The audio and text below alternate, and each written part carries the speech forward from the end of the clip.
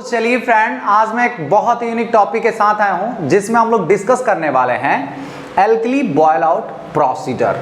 यानी कि इस वीडियो में हम लोग डिस्कस करेंगे कि एल्कली बॉयल आउट प्रोसीजर क्या होता है और इसको कैसे परफॉर्म किया जाता है, यानी कि एल्कली बॉयल आउट कैसे किया जाता है और क्यों किया जाता है और इसको करने का जरूरत कब पड़ता है, इसके बारे में इस वीडियो में हम लोग डिटेल से डिस्कस करने वाले हैं। जैसा कि हम लोग जानते हैं कि कभी भी जो नया बॉयलर होता है, जब यानी कि जब बॉयलर का हमारा इरेक्शन होता है उसके बाद हमारा एक प्रोसेस होता है जिसको हम लोग बोलते हैं alkali boil out process.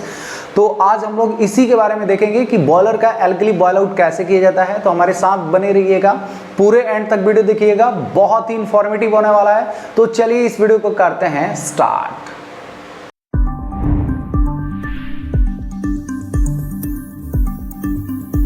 Alkali boil out का जो प्रोसीजर है उसको डिटेल से समझ लेते हैं। तो सबसे पहले इसका मतलब समझते हैं कि एल्कली बॉयल आउट का मतलब क्या है। तो देखिए, एल्कली का मतलब क्या होता है, एल्कलाइन वर्ड से लिया गया है। एल्कलाइन का मतलब कि ऐसा केमिकल जो एल्कलाइन नेचर का हो, जैसे कि हमारा TSP यानी कि ट्राइसोडियम फॉस्फेट या डाइसोडियम फॉस्फेट क्या है, ये हमारा एल्कलाइन नेचर है।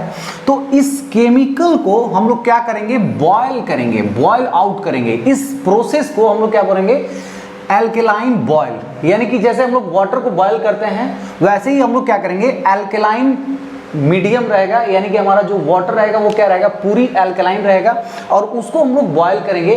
तो इस प्रोसेस को हम लोग क्या बोलेंगे, एल्कलाइन बॉयल आउट, यानी कि एल्कली बॉयल आउट बोलेंगे।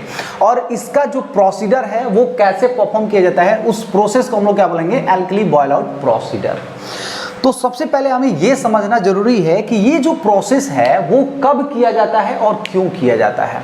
तो देखिए, जैसा कि हम लोग जानते हैं कि कोई भी बॉयलर का जब न्यूली एरेक्शन होता है, यानी कि नया नया जब बॉयलर लगता है, या कोई ऐसा बॉयलर जो बहुत दिनों से, बहुत सालों से बंद है, उसके बाद उसको हम लोग को रिकमीशनिंग जब करते हैं तो उस प्रोसेस के दौरान हम लोग देखते हैं, यानी कि जब हम लोग हाइड्रो टेस्ट करते हैं तो हमें पता चलता है कि बहुत सारा जो ट्यूब है उससे लीकेज देखने को मिला। या जब हम लोग डिमेटरिंग करते हैं तो बहुत सारा जो ट्यूब है वो क्या है, उसका थिकनेस कम हो जाता है। तो हम लोग को क्या करना पड़ता है, ये ओल्ड जो भी बॉयलर है उस समय हम लोग जो भी ट्यूब है जो हमारा थिकनेस जो है वो डिजायर्ड से कम है तो उसको हम लोग कट करके वहाँ पे नया ट्यूब जो है वो रिप्लेस कर देते हैं। तो जैसे ही हम लोग ट्यूब रिप्लेस करते हैं तो हम लोग को क्या करना पड़ता है, वेल्डिंग प्रोसेस करना पड़ता है, यानी कि जो हमारा जो ट्यूब है, दो ट्यूब को जोड़ने के लिए हमें क्या करना है, वेल्डिंग प्रोसेस करना पड़ता है। तो जब भी हम लोग वेल्डिंग करते हैं तो कुछ ना कुछ अमाउंट में हमारा जो रस्ट है, जो हमारा वेल्डिंग का स्लग वगैरह है, वो सब हमारा इंटरनल में कुछ ना कुछ मौजूद हो जाता है। तो इस प्रोसेस के दौरान जो भी हमारा इस टाइप का डैब्रिस हो गया या कोई फॉरेन मटेरियल हो गया या किसी तरह का जो रस्ट है इंटरनल साइड में जो बैठा हुआ है, ऑयल ग्रीस हो गया, इस सारा प्रोसेस को रिमूव करने के लिए हम लोग इस प्रोसेस को करते हैं। तो इस प्रोसेस का जो ऑब्जेक्टिव की अगर हम बात करें तो इसका ऑब्जेक्टिव क्या हो जाएगा, तो to remove oil and grease, rust, foreign material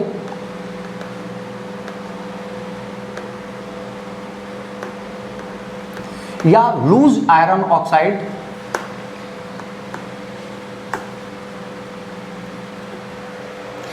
ये सब चीज को रिमूव करने के लिए हम लोग क्या करते हैं, इस प्रोसेस को परफॉर्म करते हैं। तो अभी हम लोग देखेंगे कि इस प्रोसेस से कैसे ये सब चीज जो है हम लोग रिमूव कर पाते हैं। तो देखिए, ये कहाँ से आया, ये तो हमें पता चल गया कि जब भी हम लोग बॉयलर का इरेक्शन करते हैं या न्यू ट्यूब का रिप्लेस करते हैं तो ये सब चीज़ आने का जो प्रोबेबिलिटी होता है, जो चांसेस होता है वो बहुत ही ज़्यादा होता है। तो ये सब चीज़ को रिमूव करना बहुत ही ज़्यादा जरूरी होता है। तो इसको परफॉर्म करने के लिए हम लोग सबसे पहले क्या करते हैं, एल्कली बॉयल आउट स्टार्ट करने से पहले सबसे पहले हम लोग बॉयलर का हाइड्रोलिक टेस्ट कर लेते हैं और चेक कर लेते हैं कहीं से भी हमारा लीकेज वगैरह तो नहीं है। क्योंकि जब हमारा अगर लीकेज हो जाएगा, मान लीजिए कि हम लोग बिना हाइड्रोलिक टेस्ट किए हुए हम लोग बॉयलर को ये एल्कली बॉयल आउट प्रोसेस चालू कर दिए, तो उस समय क्या होगा, हमारा बॉयलर अगर कहीं से लीकेज हो गया तो उस प्रोसेस को हमें फिर से बंद करना पड़ेगा। तो सबसे पहले हम लोग क्या करते हैं, हाइड्रोलिक टेस्ट कर लेते हैं कि हमारा बॉयलर जो है वो हाइड्रोलिकली क्या है, वो टेस्टेड है, यानी कि कहीं से भी लीकेज वगैरह कुछ नहीं है। उसके बाद हम लोग इस प्रोसेस को स्टार्ट करते हैं। तो देखिए इस प्रोसेस को स्टार्ट करने का मेन मोटिव क्या है कि हमें ये सब चीज़ रिमूव करना है प्रेशर पार्ट के अंदर से।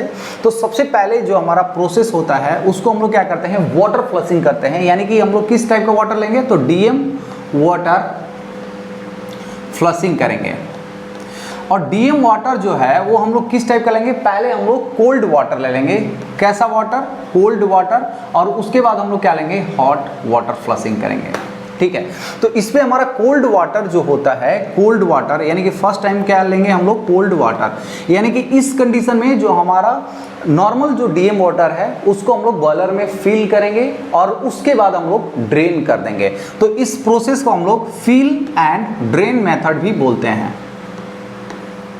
फिल एंड ड्रेन यानी कि हम लोग बॉयलर में पानी भरेंगे और उसके बाद उसको ड्रेन कर देंगे।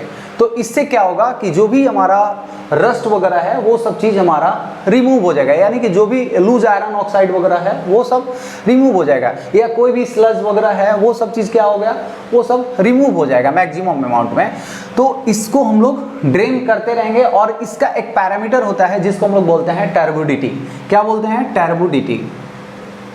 टर्बिडिटी जो होता है वो हम लोग कितना तक देखते हैं, तो लेस देन 2 NTU। कितना, तो लेस देन 2 NTU। हम लोग drain, fill and drain method तब तक करते रहेंगे, यानी कि बॉयलर को भरेंगे फिर ड्रेन कर देंगे, फिर भरेंगे ड्रेन कर देंगे, जब तक कि हमारा जो वाटर का सैंपल है जिसके अंदर हमारा टर्बिडिटी जो है वो 2 NTU ना आ जाए। उसके बाद हमारा जो नेक्स्ट प्रोसेस होता है वो क्या होता है, हॉट। हॉट वाटर में क्या करेंगे कि जो वाटर है उसका टेम्परेचर हम लोग कितना रेज करेंगे, raise water temperature up to 80 degree Celsius. यानी कि हम लोग को जो वाटर है, जो यानी कि डीएम वाटर है, सबसे पहले तो हम लोग नॉर्मल बॉयलर के अंदर वाटर फिल कर लेंगे। यानी कि जैसे हम लोग बॉयलर लाइट अप करने से पहले हम लोग वाटर क्या करते हैं, ड्रम के अंदर फिल कर लेते हैं, यानी पूरे बॉयलर के अंदर वाटर फिल कर लेते हैं। वैसे ही हम लोग पहले वाटर फिल कर देंगे और हम लोग स्लो लाइट अप करेंगे, है ना।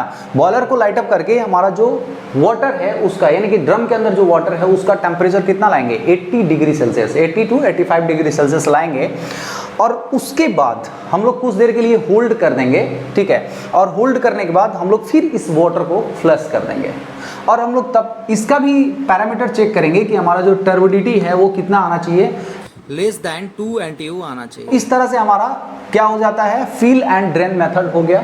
और इस तरह से हमारा जो टर्बिडिटी है वो कितना आ गया, 2 NTU आ गया। तो हम लोग क्या करते हैं, नेक्स्ट जो प्रोसेस होता है वो है एल्कली बॉयल आउट का। यानी कि एल्कली बॉयल आउट से पहले हम लोग कोल्ड एंड हॉट वाटर से फ्लशिंग कर लेते हैं। तो चलिए अभी हम लोग एल्कली बॉयल आउट देखते हैं।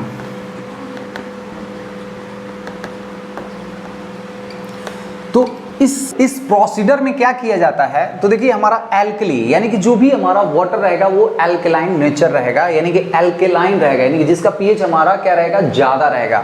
तो एल्कलाइन करने के लिए हम लोग क्या करते हैं, एल्कलाइन केमिकल का यूज करते हैं। जैसे कि हमारा जनरली क्या यूज होता है, तो TSP एंड DSP यानी कि trisodium phosphate and disodium phosphate use करते हैं।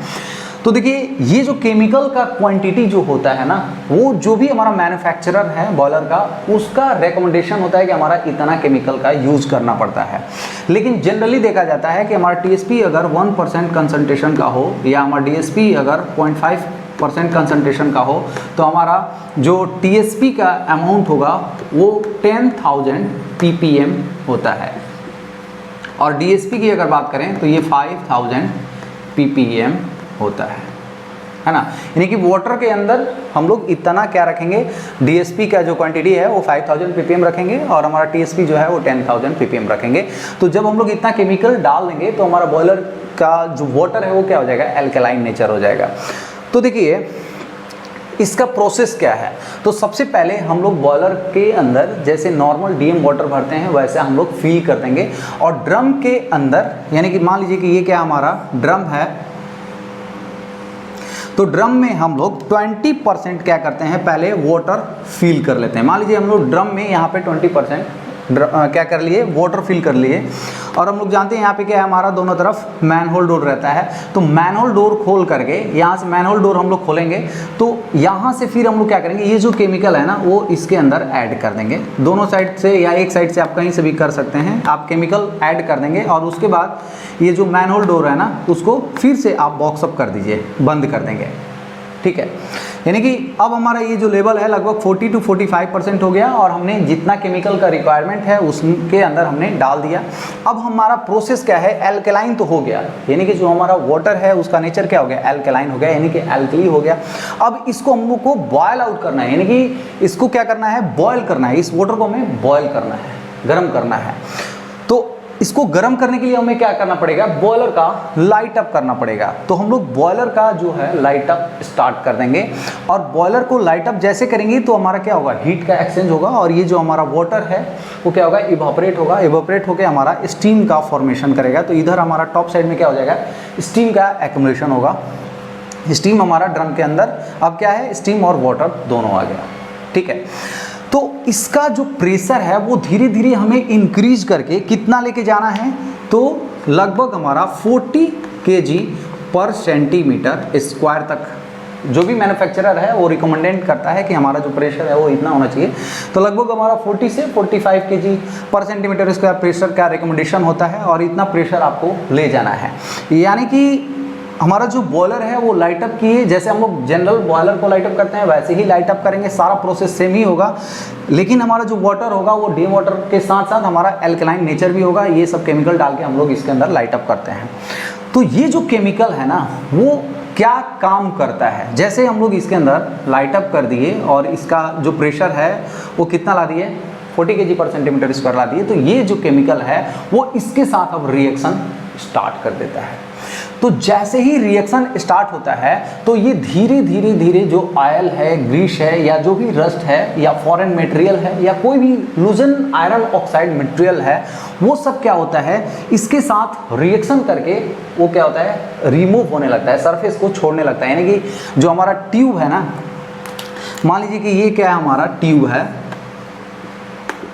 तो इस ट्यूब के सरफेस पे जो भी हमारा डस्ट वगैरह या रस्ट वगैरह जो भी ऑयल ग्रीस है वो क्या होगा, धीरे धीरे यहाँ पे हम लोग क्या किए, स्टीम है, यानी कि जब हम लोग गर्म किए तो जो स्टीम है या जो हमारा एल्कलाइन वाटर है, जो स्टीम है वो क्या करेगा, इसके साथ रिएक्शन करेगा। क्योंकि ये जो है एक डिटर्जेंट की तरह काम करता है। जैसे कि हम लोग कपड़ा धोने के लिए जो सर्फ का यूज़ करते हैं ना, वैसे ही इसका जो रिएक्शन होता है इस मटेरियल के साथ वो कपड़ा धोने के जैसा ही होता है। यानी कि ये क्या करेगा, ये एक तरह से डिटर्जेंट आप मान लीजिए, यानी कि सर्फ मान लीजिए, जो कि इसके साथ रिएक्शन करके उसको निकाल देते हैं। जैसे कि जो सर्फ है वो कपड़े के अंदर से जो मैल है उसको निकाल देता है, वैसे ही ये जो केमिकल है इसके अंदर जो भी ये सब मटेरियल होगा उसको निकाल देता है। तो हम लोग क्या करते हैं, ये जो 40 kg पर सेंटीमीटर इसका जो प्रेशर आ गया है इसको हम लोग 24 आवर या कोई रिकमेंडेड करता है 12 घंटे के लिए, तो 12 आवर के लिए हम लोग क्या कर देते हैं, छोड़ देते हैं।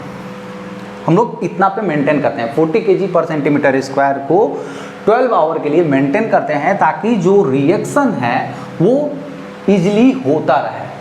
और जैसे ही हमारा 12 आवर तक हो जाता है या 24 आवर तक जो भी रिकमेंडेशन है, हम लोग बॉयलर को यहाँ पे 12 घंटा या 24 घंटे के लिए रन कर लेते हैं 40 kg पर सेंटीमीटर स्क्वायर प्रेशर पे। तो हम लोग एंश्योर हो जाते हैं कि जो भी इम्प्योरिटीज है उसका डाइजेशन हो गया। और उसके बाद हम लोग क्या करते हैं कि बॉयलर का जो सबसे बॉटम में ड्रेन पॉइंट है उसको ड्रेन कर लेते हैं। 1-1 मिनट के लिए हर एक ड्रेन को ड्रेन करते हैं और उसका सैंपल कलेक्ट करके हम लोग चेक करते हैं कि हमारा जो भी ऑब्जेक्टिव था वो अचीव हो रहा है कि नहीं। यानी कि सबसे पहले हम लोग क्या चेक करेंगे कि हमारा जो पीएच है वो कितना है। उसके बाद हम लोग देखेंगे कि जो हमारा फॉस्फेट है वो कितना है, और उसके बाद हम लोग चेक करेंगे कि हमारा ऑयल एंड ग्रीस जो है वो कितना है। तो हमारा ऑयल एंड ग्रीस का जो क्वांटिटी है वो कितना होना चाहिए, तो लेस दैन 5 ppm, यानी कि 5 ppm से कम होना चाहिए। तो जैसे ही हमारा जो pH अगर डाउन हो गया तो हम लोग क्या सोचेंगे, या हमारा फॉस्फेट डाउन हो गया तो हम लोग सोचेंगे कि इसके अंदर एल्कलाइन का क्वांटिटी कम हो गया तो हम लोग और जो डीएम जो हमारा एचपी डोजिंग टैंक है उससे हम लोग केमिकल ऑलरेडी मिक्स करके रखते हैं और वहाँ से हम लोग डोज करते हैं, यानी कि हमारा ये पैरामीटर मेंटेन रहेगा। मेन हमारा ऑब्जेक्टिव जो है वो ऑयल एंड ग्रीस लेवल जो है वो लेस देन 5 ppm जैसे ही आ जाता है तो हम लोग क्या करते हैं, बॉयलर को मतलब अब हमें बॉयलर को बंद करना है, तो हम लोग जो भी हमारा फीडिंग है वो देना बंद कर देते हैं, यानी कि बॉयलर को हमें अब क्या कर देंगे, स्टॉप कर देंगे।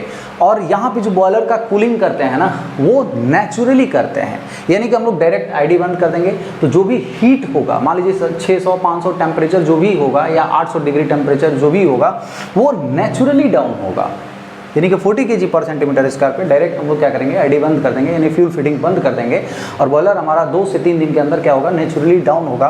तो जैसे ही डाउन होता है तो इसका प्रेशर क्या होगा, डाउन होगा। तो जैसे ही हम लोग जानते हैं कि 2-3 kg प्रेशर आएगा तो वेंट खोल देंगे और वेंट खोलने से क्या होगा, उसके बाद हम लोग ये जो वाटर है इसका जो टेम्परेचर है पूरा डाउन हो जाता है, तो हम लोग इस वाटर को क्या करते हैं, बॉयलर से पूरा निकाल देते हैं, क्योंकि ये क्या है, एल्कलाइन वाटर है।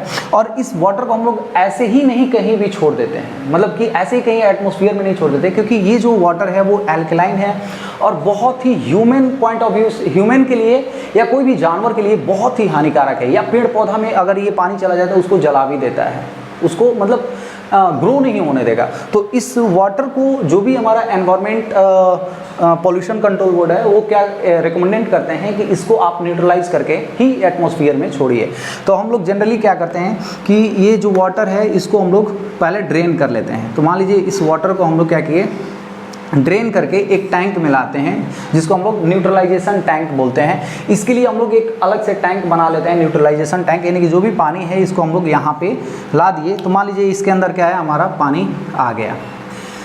तो ये वाटर क्या है, एल्कलाइन नेचर का है। तो इसको कंट्रोल करने के लिए, यानी कि इसको न्यूट्रलाइज करने के लिए, एल्कलाइन को न्यूट्रलाइज करने के लिए हम लोग क्या डालते हैं, तो इसके अंदर हमें एसिडिक नेचर का डालना पड़ेगा, यानी कि जनरली हम लोग HCl वगैरह डाल के इसको न्यूट्रलाइज कर देते हैं। और इसके बाद इसको हम लोग क्या करेंगे, ड्रेन कर देंगे और ड्रेन करके एटमॉस्फेयर में जहाँ पे भी इसको छोड़ना है आप छोड़ दीजिए, या रीयूज़ करना है तो इसको फिर से मतलब कि डिमिनलाइज करके आप इसको रीयूज़ कर सकते हैं। तो इस तरह से यहाँ पे हमारा जो बॉयलर है वो पूरी तरह से खाली हो जाता है। इसको हम लोग न्यूट्रलाइज करके एटमॉस्फेयर में जैसे ही छोड़ देते हैं, उसके बाद हमें क्या करना है, इस बॉयलर को रिंसिंग करते हैं, यानी कि फिर से हम लोग फ्रेश डीएम वाटर बॉयलर के अंदर भरते हैं और फिर से उसको फ्लश कर देते हैं। और फ्लश करते समय भी उसका एक हम लोग सैंपल ले लेते हैं और उसको चेक कर लेते हैं कि हमारा जो ऑयल एंड ग्रीस लेवल है वो लेस देन 5 ppm होना चाहिए। तो जैसे ही हमारा लेस देन 5 ppm आ जाएगा तो हम लोग ये इंश्योर हो लेते हैं कि बॉयलर जो है वो अच्छे तरह से अंदर से क्लीन हो गया, यानी कि जो भी हमारा एल्कलाइन वाटर से हम लोग बॉयल आउट किए थे तो वो भी जो भी थोड़ा सा ट्रैप्ड एल्कलाइन मटेरियल होगा वो सब चीज़ हम लोग फ्रेश कर लिए, यानी कि उसको मतलब क्लीन आउट कर लिए।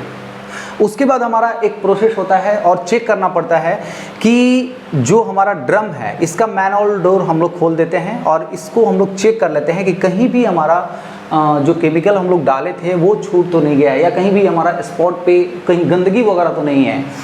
आप जनरली देखेंगे कि जब हम लोग एल्कली बॉयल आउट करते हैं तो टीएसपी का कलर वाइट दिखता है, वाइट रहता है। तो हमारा ड्रम जब खोलते हैं तो अंदर हमें ऐसा लगता है कहीं वाइट स्पॉट वगैरह या कुछ भी तो मौजूद नहीं है।